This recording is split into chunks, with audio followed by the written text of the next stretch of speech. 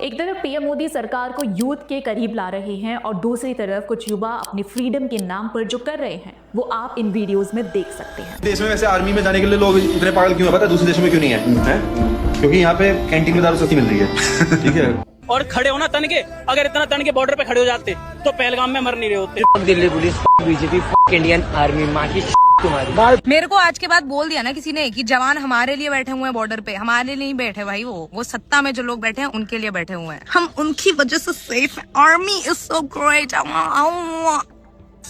आज social media पर बस एक माइक और कैमरा चाहिए। कोई भी आता है, कैमरा के सामने खड़ा होता है और जो मन में आता है वो बोल देता है। फिर उसे एक्टिविज्म, सटायर या बोल्ड ओपिनियन का नाम दे दिया जाता है। देखिए, नीट पेपर लीक को लेकर स्टूडेंट्स के कंसर्न्स उठाना गलत नहीं था। फेयर एग्जामिनेशन, ट्रांसपेरेंसी और अकाउंटेबिलिटी की डिमांड करना हर स्टूडेंट का हक है। धर्मेंद्र प्रधान के रेजिग्नेशन की डिमांड से भी लोग सहमत या असहमत हो सकते हैं। डेमोक्रेसी में इसकी जगह है। लेकिन सवाल ये है कि क्या ये प्रोटेस्ट वही रहा था जिसके नाम पर शुरू हुआ था? प्रोटेस्ट की शुरुआत स्टूडेंट्स के इश्यूज से हुई थी, लेकिन धीरे धीरे यहाँ अलग अलग student unions, political groups, influencers और नेता नजर आने लगे थे।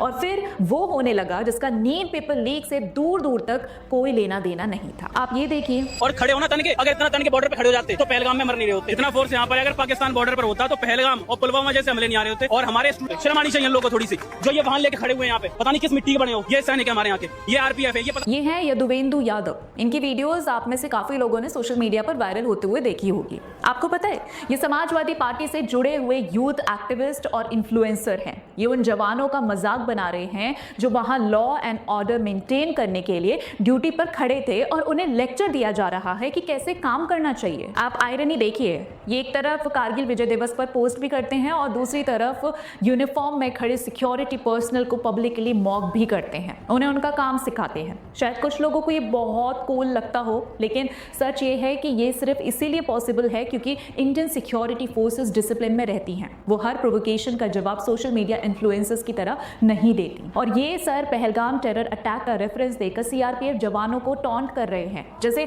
दिल्ली में लॉ एंड ऑर्डर ड्यूटी कर रहे पर्सनल बॉर्डर सिक्योरिटी के लिए रिस्पॉन्सिबल थे। इनकी बेसिक अंडरस्टैंडिंग की इतनी कमी है कि इन्हें ये तक नहीं पता कि आर्मी, बीएसएफ, सीआरपीएफ और सीएपीएफ सबकी अलग अलग रोल्स और रिस्पॉन्सिबिलिटीज होती हैं। फिर भी ऑडेसिटी देखिए, ये डिफेंस एक्सपर्ट बन रहे हैं। अब आप विभू गौतम का ये वीडियो देखिए। Delhi police, BJP, Indian army, माँ की तुम्हारी। इस वीडियो में वो इंडियन आर्मी के खिलाफ अब्यूजिव रिमार्क्स देते हैं। वीडियो वायरल हुई, बैकलैश हुआ और बाद में उन्होंने माफी भी मांगी। मैं पूरे देश के इंडियन आर्मी से हाथ जोड़ के माफी मांगता हूं। मेरे को अपनी बात का गिल्ट है। मैं बीजेपी के सारे कार्यकर्ताओं से हाथ जोड़ के माफी मांगता हूं। लेकिन असली मुद्दा माफी नहीं है। असली मुद्दा ये है कि आखिर किसी स्टूडेंट प्रोटेस्ट में इंडियन आर्मी को गाली देने की जरूरत ही क्यों पड़ी? क्या पेपर लीक के खिलाफ आवाज उठाना और देश की सेना को टारगेट करना एक ही बात है? ये वही सवाल है जिसका जवाब प्रोटेस्ट के ऑर्गेनाइजर्स को भी देना चाहिए। पर्सनली मुझे ये लगता है कि जब ये वीडियो सोशल मीडिया पर वायरल होती होंगी तो फोर्सेस में सर्व करने वाले लोग और उनके परिवार भी शायद यही सोचते होंगे कि क्या हम उन्हीं लोगों के लिए बलिदान देते हैं जो मौका मिलते ही हमें गाली देने लगते हैं। अब आप ये वीडियो देखिए।